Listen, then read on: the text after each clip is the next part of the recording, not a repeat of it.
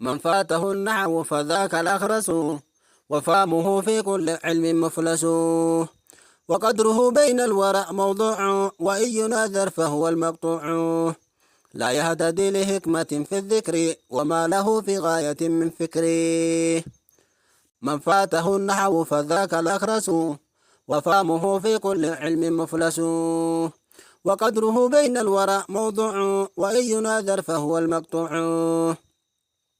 لا يهتدي لحكمة في الذكر وما له في غاية من فكر. السلام عليكم ورحمة الله وبركاته. قاف دوكو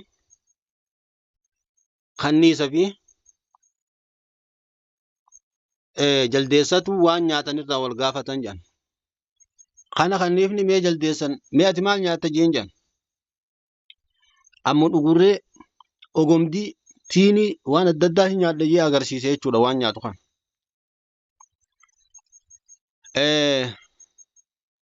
خنيسنيس أن ديما نياتا جيتي ديما غغا إسا خانا لا خكانتي إرى كانت جرورو خانا أغرسيسي جان قاسمنا مي ناخوتي جينجان جلديسي نيخوتي في hoggaa afaan kaatee nyaatu ni mi'aayiga mi'oonyan abotti naa idee jeen itti ideef ni nyaate ammas itti naa idee jeen ni gaagaaboo jeen taraa lama kutee fi mire ni gahaa jennaan aboo kun kanuma dirqiinuu fudhatanii nyaatanii kamii jennaan boonutti waraana qabna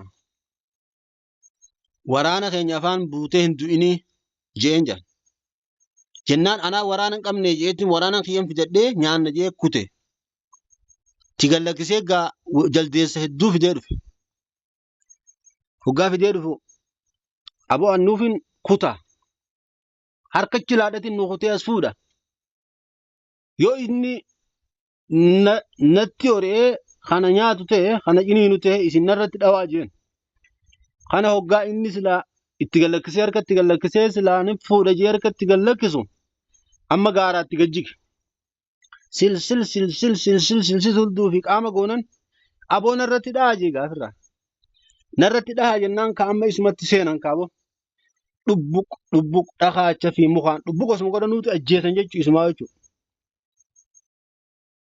isuma silaa kanniisan deemasaniin nyaadha jee waan namaa itti ka'ee dirqumaan hoggaa inni jiru akkasitti gaa kanneenis waraana isaatti bobbaafnan narra dhawaa jennaan isuma dhawanii isumatu mana ejjesan jechuudha. Akkasii namni mi'aa waan takkaa bare irratti wareegama malee irraan deebi'uu jechuudha irraa arganna jechuudha. Ani gaafan dura kitaabatti gaafan dura laatinii qaroo osoon ganda jiruutiin quraana kana babbanee galgala irra naa babaa jechuu eegale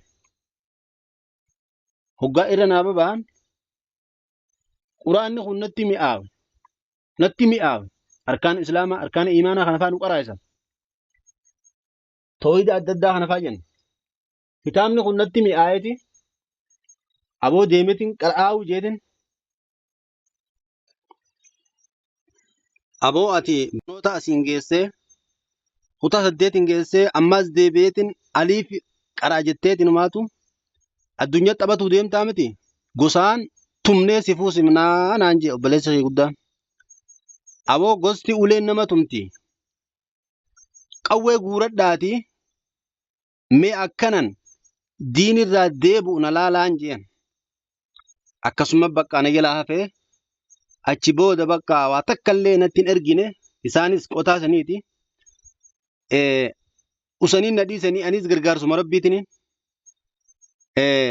hoggan aayyoo qowaa gaafan quraana qara'u taraa sadii gaafan dura silaa asirraa dhaqu san taraa sadii na ergite malee bakka achi booda hanga ilaa ammaan tanatti kitaabban dilaan kan qara'e kana wallaahi gargaarsuma rabbiitiniin qara'e as gahe kitaaba dhaabuu baradheetin kitaaba dhaabaa guyyaa boqonnaa kitaaban dhaabaa amma hoggan qaraatii sheeka jalaa gale irran daqadhaa irran baadhaa qaraatii bilcheeffadheetin bakka kitaaba kiyya dhaabbadha. Kitaaba kiyya dhaabaa guyyatti kitaaba 5 jahan dhaabaa. Haaluma kanaan waan kana walirra kaadhee huccuun bitadha. Osuman deemuu hoggan gara kitaaba guddaa sharii kanaa gahu gargaarsuma rabbiiti yaa rabbii kiyya huccuu kana naa biti hoggan jees rabbiin anumaaf bita. Kitaaba kana naa biti yaa rabbii fixe hoggan jees rabbiin anumaaf bita. Gargaarsuma rabbiitiin haadhumaa fi abbaa naa godhe bakkan deemsanii akkasi baradhee bakka tana ga'ee alhamdulillahi rabbil aalamiin. Alhamdulillahi ammaan tana gorsa adda addaatii fi tajwiidul hafsi qur'aana waraabetiin qilleensarra baasaa jira jechuudha. Ustaaz Yaasin Waaqo jettanii yooniif itti barreessitan ni argitan jechuudha. Dalagaatii. Eeguman ol kuteen garaagarummaa islaaminaa fi muslimummaa baradhe as deebii ammaas salaamtaa tanaa akka itti namaan ja'an baradhe islaaminaa maqaa diini muslimummaa maqaa saaxiba diini hajuu ragaa isaatii wajjin quraana keessaa ragaa irra fide ragaa muslima jechuun maqaa namticha amantii islaamaa jala deemuu ta'uudha. Ammallee maqaa gartee diin keenya islaama ta'uu irratti al-yawma akmaltu lakum wa atmamtu alaykum ni'mati wa raditu lakum al-islaama diinaa fa ragaa fidadheeti waraabesaniis karaa kanaan waraabamtee jirtii irra laaluu dandeessan. Ammaas waa meeqa dogongora meeqaatamiin sirreessee jira jechuudha. Egan baradhee waa keessa ol dabre jechuudha.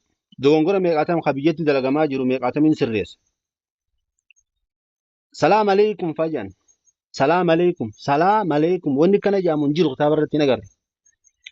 Salaamun alaikum jechuun jira kan hin arge. Aayata akkas jiru hunda ragaa fidadheetiin jira. Akkaataa salaamtaa itti ja'an jeetiin waraabee jira. Sanillee laaltanii buufachuu dandeessan ragaadhaa wajjin. Amma immoo dhiyeenya kana allas ba'aaliif ibdaa alii rufaa'u aayuu jettee qaraati ijoolleen biyyatti. Gaafa durallee akkasuma ammallee baadiyyaa magaalaan akkasuma qaraati. Akkasum dogongora tahuu argeetiin haala san hundarraa ammaan tana jijjiiree haala bareeda ragaa irratti fidachee jechan dubbadhu ragaa irratti fidachaadhaa waraabe. Aliinis ba'aa hajuusan alif nas ba'aa je'eeni alii miti alif je'eeni halee galgala waraabee ol baase waan sani. Laaltanii buufachuu dandeessan. Alif khifdaa'i alif ruf'aa'u jeetin alif irraa eegalee hanga yaatti waraabee jira. Jala deemtanii barachuu qabdan. Arra dhaamsi xiyya haganuma. Assalaamu alaikum wa rahmatullahi wa barakaatuh.